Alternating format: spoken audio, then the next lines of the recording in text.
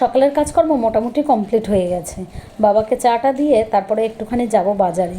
এর আগের দিন বাজারে গিয়ে এঁচড় কিনে নিয়ে এসেছি।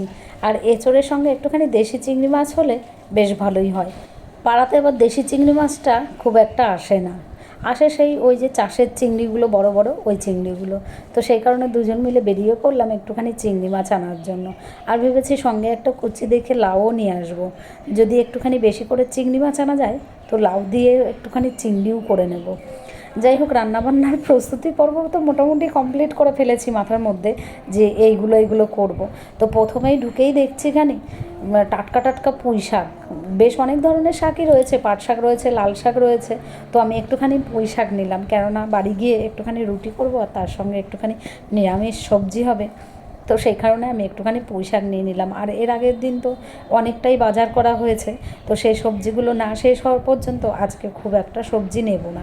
এক সবজি শেষ না হতে হতে যদি আর এক সবজি নিয়ে আসি সেই সবজিগুলো নষ্ট হয়ে যাবে। তো সেই কারণে ওই সবজিগুলো আগে শেষ হয়ে নিক, তারপরে আবার অন্য আরেক দিন আবার বাজারে এসে বেশি করে সবজি নিয়ে যাওয়া যাবে। যাই হোক, কথা বলতে বলতে আমরা মাছ বাজারে এসে পৌঁছেও গেছি। আর এসে দেখছি একদম কুচো কুচো চিংড়ি, তার আবার কী দাম। কিন্তু দাম হোক যাই হোক, আমাকে তো চিংড়ি মাছ নিতেই হবে।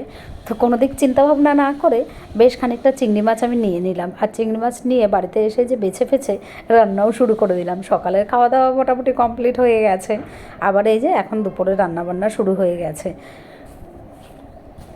এই দিনভর এরকম চলতেই থাকে, সকালে এক খাওয়া দাওয়া, আবার দুপুরে এক খাওয়া দাওয়া। খাওয়া দাওয়া না থাকলে হয়তো এত কাজের চাপই থাকতো না।